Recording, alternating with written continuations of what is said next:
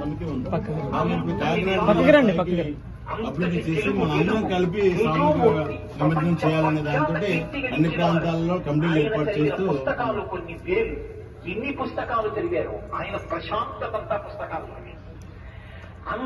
పర్యటనలో మనకి ఇక్కడ కొంతమంది కమిటీ కింద పెట్టి ఇలాంటి వాళ్ళకి సమితి బాధ్యతలు ఒప్పచెప్పాలని చెప్పేసి అంటే అన్ని ప్రాంతాల్లోనూ 10 మందితో ఈ 10 మంది లోకల్ అధికారులతో కోఆర్డినేట్ చేసుకుంటారు. అక్కడ ఎక్కడైతే రేవు పెడతారో రేవులు నిమజ్జనం అన్ని రకాలుగా సర్వీస్ చేస్తుంది వాళ్ళు. గవర్నమెంట్ చేపిస్తున్నారు.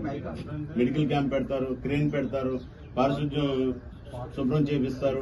మనం నిమజ్జనం చేసిన తర్వాత అక్కడ ఎక్కువగా పేరుపోతే తీస్తారు. అంతా కూడా సమాజానికి ప్రభుత్వం సహకరిస్తుంది. ఇప్పుడు అది మనం కోఆర్డినేట్ చేసుకుని ఇప్పుడు మీరు ఇక్కడ ఉన్న వాళ్ళు 4-3 కలిపి ఎవరైతే మనం ఇది విశ్వాసంగా చేద్దాం అనుకుంటామో ఎంఆర్ఓ దగ్గర కలిసి ఎవరు ఏర్పాటు చేస్తున్నారు, నిమజ్జనం ఏ ప్లేస్ లో జరుగుతుంది, ఆ ప్లేస్ లో టెంట్ ఎక్కడ వేయాలి, మైక్ ఎక్కడ పెట్టాలి, మనలో 4 కాసా జెండాలు వేసుకున్న కండువలు వేసుకున్న టెంట్ లో కూర్చొని వచ్చే పందిరికి అదిగో గణనాథులు వస్తున్నారు, వినాయకుడు వస్తున్నాడు, 9 రోజులు పూజలు అందుకుని స్వాగతం చెప్తూ నిమజ్జనం క్రెయిన్ చక్కగా మీకు ఇబ్బంది అయితే క్రెయిన్ కూడా పెట్టిస్తాం.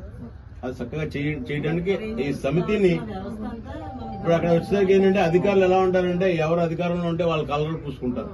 మనకు ఆ కలర్లు అవసరం లేదు. మనకు కాషాయ కలర్ ఒకటి ఉంటే చాలు. ఎవరు అధికారంలో మనకు అనవసరం. ఇప్పుడు మనం చేసేది హిందువుల ఐక్యత కోసం. ఈ పందిర్ల ద్వారా ఐక్యత పెరగాలి. మనం ఎలా ఉన్నామంటే రాజకీయ పరంగా, కుల పరంగా, వర్గపరంగా విడిపోయి కొట్టుకొస్తున్నాం.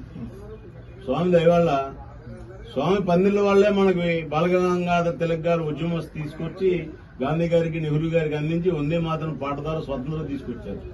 పందిర్లే బేస్. లేదా జనం బయటకు వచ్చేవాళ్ళు కాదు. ఇవాళ మళ్లీ మనకున్న పరిస్థితులు చూస్తే మనం అటువంటి ఆలోచన ద్వారా మన హిందువుల యొక్క ఐక్యతను పెంచుకోవడం ద్వారా హిందువులు అనేటటువంటి ఐక్యత ఎప్పుడైతే పెరిగిందో కులాలు అనేది ఇంటికి పరిమితం అవుతాయి. ఇంట్లో ఉండొచ్చు, ఎవరి కులం వాళ్ళకు ఉంటుంది, దాన్ని మనమే కాదంటలేదు. కానీ రోడ్డు మీదకి వచ్చిందో సమాజంలో మనం అందరూ హిందువులం, సమాజం కోసం పనిచేయాలి అనేటటువంటి ఒక సంకల్పం. బడి ద్వారా దేశభక్తి పెరగాలి, గుడి ద్వారా ధర్మభక్తి పెరగాలి, తల్లిదండ్రుల ద్వారా సంస్కారం పెరగాలి. ఈ 3 కలిస్తే ఇంకెవరు మనం చెప్పక్కర్లేదు. అది స్వామి దయ వల్ల మనం ఏర్పాటు చేసుకున్నాం. జై గణేష్ మహారాజ్ కి, జై గణేష్ మహారాజ్ కి, జై గణేష్ మహారాజ్ కి.